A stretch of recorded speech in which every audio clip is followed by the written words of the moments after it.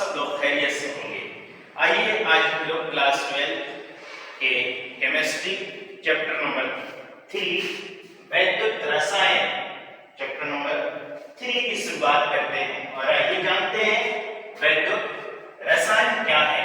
ठीक है, वैद्युत रसायन रसायन विज्ञान की एक शाखा है, एक ब्रांच है, जिसके अंतर्गत रासायनिक ऊर्जा को विद्युत ऊर्जा तथा विद्युत ऊर्जा को रासायनिक ऊर्जा में तथा उसमें होने वाले परिवर्तनों का अध्ययन करते हैं। मतलब कहने का ये है कि रासायनिक ऊर्जा को विद्युत ऊर्जा तथा विद्युत ऊर्जा को हम रासायनिक ऊर्जा में जिन माध्यमों द्वारा परिवर्तित करते हैं या जिनमें माध्यमों द्वारा ये परिवर्तित होते हैं उनका अध्ययन जिस के अंतर्गत किया जाता है उसे हम वैद्युत रसायन कहते हैं। मिसाल के तौर पर आपका मोबाइल फोन है, आपके मोबाइल फोन में लगी बैटरी जो है इसमें आपका केमिकल भरा हुआ है, रासायनिक पदार्थ भरे हुए, केमिकल सब्सटेंस है, उसमें रासायनिक पदार्थ है। अब इस रासायनिक पदार्थ को हम विद्युत ऊर्जा में परिवर्तित करते हैं और फिर विद्युत ऊर्जा को हम रासायनिक ऊर्जा में परिवर्तित करते हैं। यही है वैद्युत रसायन और कुछ नहीं है। वैद्युत रसायन बहुत इजी है, वैद्युत रसायन बहुत आसान है। बात समझ में आई? वैद्युत रसायन किसे कहते हैं?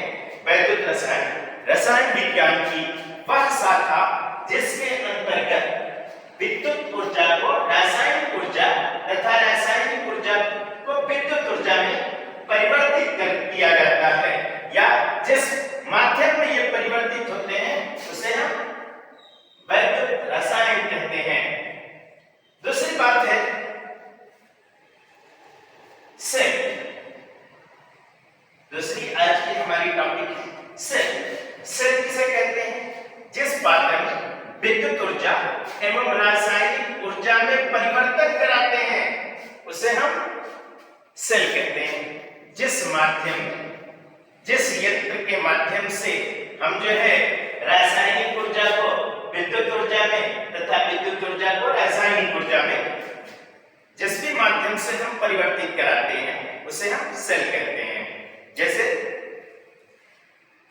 आपने आपकी टॉर्च देखी होगी, उसमें सेल भरा होता है, सेल होता है। उस सेल को में हम जो है विद्युत ऊर्जा प्रवाहित करते हैं तो वो रासायनिक ऊर्जा में परिवर्तित होती है। यह रासायनिक ऊर्जा जो सेल है या आपका, जैसे ये आपका एक पात्र है, इसमें आपका सेल है।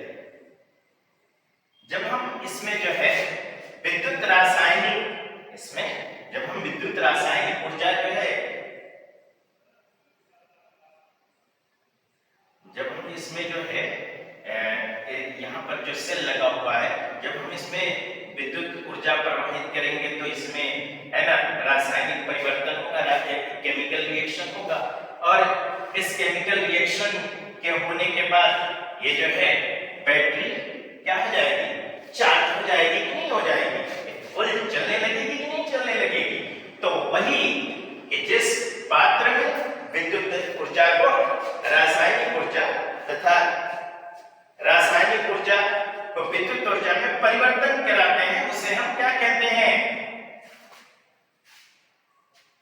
सेल कहते हैं। ये सेल जो है दो प्रकार के होते हैं, एक होता है वैद्युत रासायनिक सेल और दूसरा होता है वैद्युत अपघटनीय सेल। अब वैद्युत अपघटनीय सेल किसे कहते हैं? वैद्युत रासायनिक सेल किसे कहते हैं? थोड़ा सा वैद्युत रसायन को समझने से पहले इस चैप्टर को पढ़ने से पहले आइए हम लोग इस बात को भी जरा सा समझते हैं कि ये जो है थोड़ा सा हम लोग उस तरफ चलते हैं कि ऑक्सीकरण और अपचयन क्या है। अगर हम ऑक्सीकरण और अपचयन नहीं समझते हैं, नहीं जानते हैं तो हम वैद्युत रासायनिक सेल को वैद्युत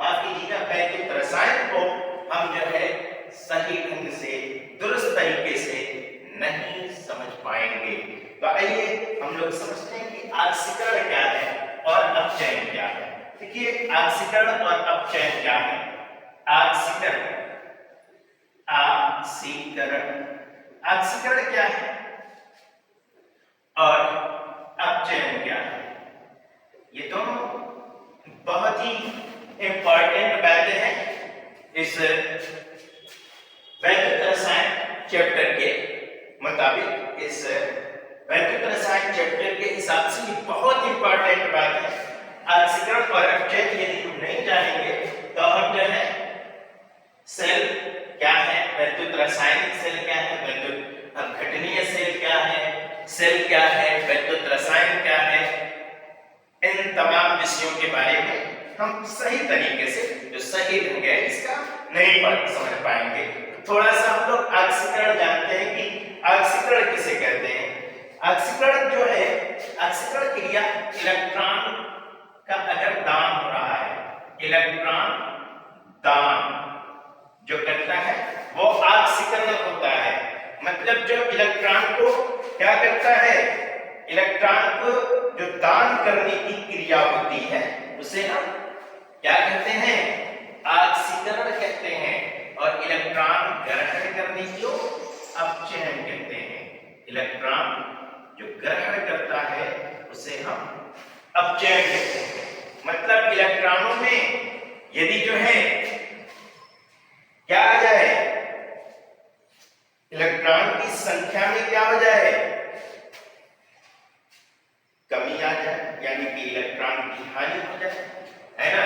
इलेक्ट्रॉन की इसमें क्या होती है, इसमें होती है इलेक्ट्रॉन की हानि और इसमें होता है इलेक्ट्रॉन का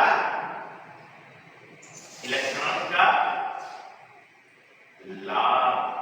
इसमें होता है इलेक्ट्रॉन की हानि होती है और इसमें होता है इलेक्ट्रॉन का लाभ। ठीक है। ऑक्सीकरण संख्या में जो है इसमें कमी होती है, इसमें अपचयन में। अपचयन में ऑक्सीकरण संख्या में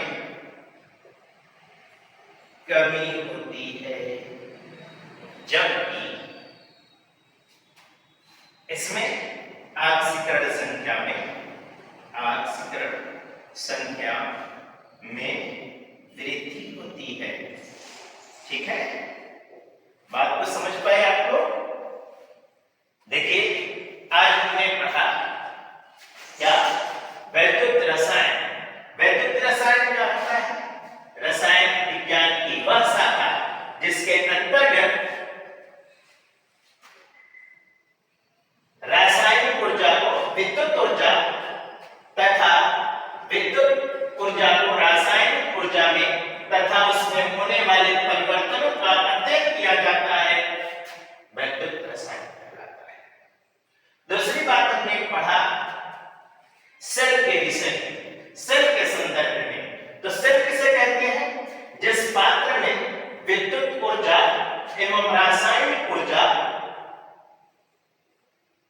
जिस पात्र में विद्युत ऊर्जा एवं रासायनिक ऊर्जा में, माफ कीजिएगा यहाँ पर ऊर्जा दो बार लिखा गया है? जिस पात्र में विद्युत ऊर्जा एवं रासायनिक ऊर्जा में परिवर्तन कराते हैं उसे हम सेल कहते हैं। ये दो प्रकार के होते हैं, वैद्युत रासायनिक सेल, वैद्युत अपघटनीय सेल। ठीक है। और उसके बाद हमने पढ़ा क्या, ऑक्सीकरण और अपचयन। तो ऑक्सीकरण में क्या होता है, इसमें इलेक्ट्रॉन दान करते हैं, इसमें इलेक्ट्रॉन ग्रहण करते हैं अपचयन में। इसमें ऑक्सीकरण में इलेक्ट्रॉन की हानि होती है। अब जाहिर सी बात है कि अगर कोई किसी को 1 रुपए देगा, है ना, जैसे सोडियम के पास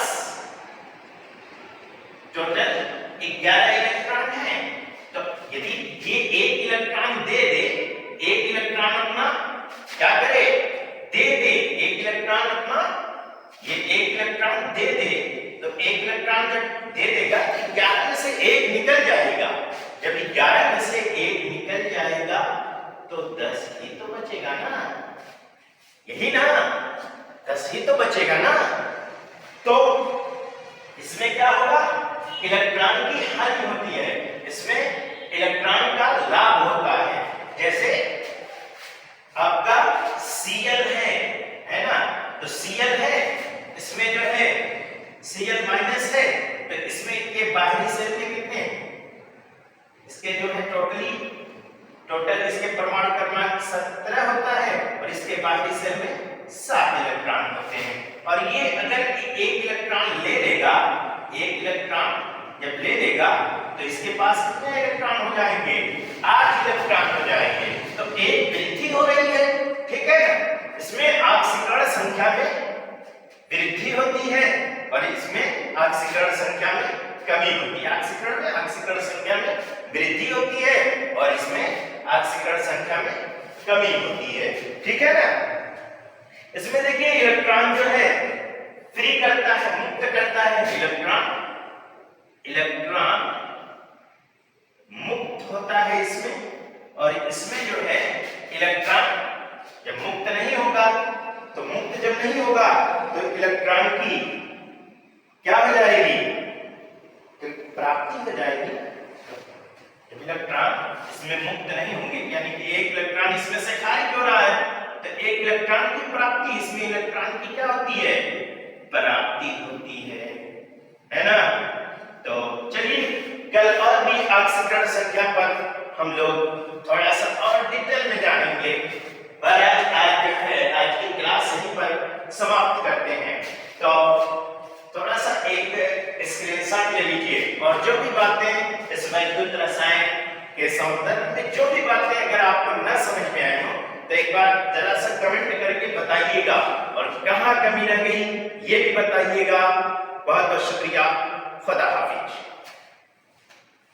स्क्रीनशॉट ले लीजिए।